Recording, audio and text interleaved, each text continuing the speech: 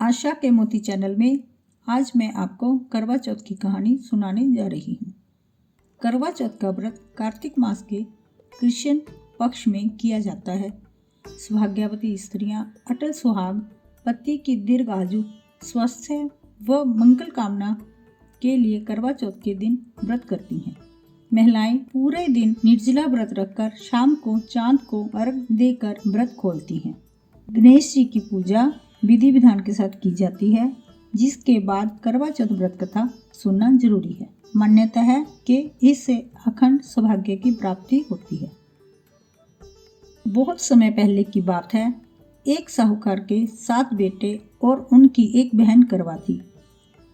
सातों भाई अपनी बहन से बहुत प्यार करते थे, यहाँ तक कि वे पहले उसे खाना खिलाते और बाद में खुद खाते। एक बार उनकी बहन ससुराल से मायके आई हुई थी। शाम को भाई जब अपना व्यवसाय बंद कर घर आए तो देखा उनकी बहन बहुत व्याकुल थी। सभी भाई खाना खाने बैठे और अपनी बहन से भी खाने का आग्रह करने लगे, लेकिन बहन ने बताया कि उसका आज करवा चौथ का निर्जला व्रत है और वह खाना सिर्फ चंद्रमा को देखकर उसे अर्घ देकर ही खा सकती है, क्योंकि चंद्रमा अभी तक नहीं निकला है, इसलिए वह भूख प्यास से व्याकुल हो रही है।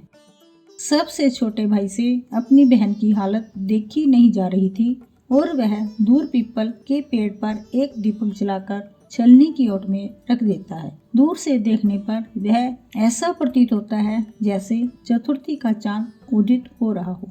इसके बाद भाई अपनी बहन को बताता है कि चांद निकल आया है, तुम उसे अर्घ देने के बाद भोजन कर सकती हो।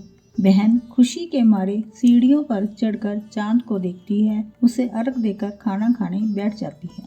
वह पहला टुकड़ा मुंह में डालती है तो उसे छींक आ जाती है, दूसरा टुकड़ा डालती है तो उसमें बाल निकल आता है और जैसे ही तीसरा टुकड़ा मुंह में डालने की कोशिश करती है तो उसके पति की मृत्यु का समाचार उसे मिलता है। वह बुखला जाती है। उसकी भाभी उसे सच्चाई से अवगत कराती है कि उसके साथ ऐसा क्यों हुआ। करवा चौथ का व्रत गलत तरीके से टूटने के कारण देवता उससे नाराज हो गए हैं और उन्होंने ऐसा किया है। सच्चाई जानने के बाद करवा निश्चय करती है कि वह अपने पति का अंतिम संस्कार नहीं होने देगी और अपने सतीत्व से उन्हें पुनः जीवन दिलाकर रहेगी। वह पूरे 1 साल तक अपने पति के शव के पास बैठी रहती है, उसकी देखभाल करती है, उसके ऊपर उगने वाली सुई नुमा घास को वह इकट्ठा करती जाती है। 1 साल बाद फिर करवा चौथ का दिन आता है। उसकी सभी भाभियां करवा चौथ का व्रत रखती हैं।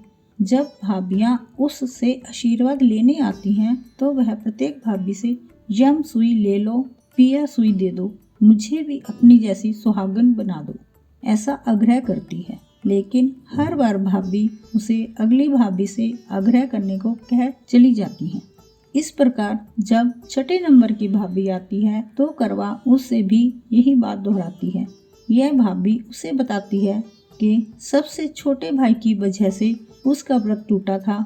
उसकी पत्नी में ही शक्ति है कि वह तुम्हारे पति को दोबारा जीवित कर सकती है, इसलिए जब वह आए तो तुम उसे पकड़ लेना और जब तक वह तुम्हारे पति को जिंदा ना कर दे उसे नहीं छोड़ना। ऐसा कहकर वह चली जाती है। सबसे अंत में छोटी भाभी आती है। करवा उनसे भी सुहागन बनने का आग्रह करती है, लेकिन वह टाल मटोली करने लगती है। इसे देख करवा उन्हें जोर से पकड़ लेती है और अपने सुहाग को जिंदा करने के लिए कहती है। भाभी उसे छुड़ाने के लिए उसे नोचती है, घसीटती है, लेकिन करवा नहीं छोड़ती। अंत में उसकी तपस्या को देख भाभी पसीज जाती है और अपनी छोटी उंगली को चीरकर उसमें से अमृत उसके पति के मुंह में डाल देती है।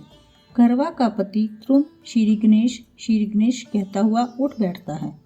इस प्रकार प्रभु कृपा से उसकी छोटी भाभी के माध्यम से करवा को अपना सुहाग वापस मिल जाता है।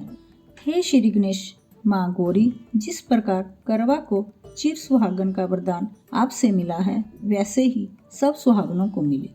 गणेश जी महाराज की जय। करवा माता की जय।